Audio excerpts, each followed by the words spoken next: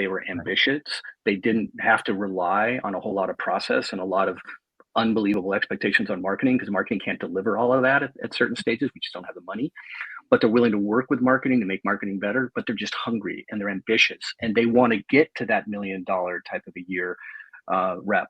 And we would try to profile it left on the characteristics of the individual. And did they meet the profile of being scrappy and tenacious and willing to learn and willing to work with uncertainty and not a lot of structure? And did we think that they could get into that level? That's what we found was the formula. It was not coming from the big. If they came from a big company, great, but it was more of, are they an athlete was the profile. Yeah. And the other thing we learned is that if you get somebody in there and they're not a fit, it's better for everybody to just part ways than to try to make them work, because you don't have the luxury of grooming people. You have to get people in, and can you produce enough? You got to churn them. And this is what Oracle did really well in the early years.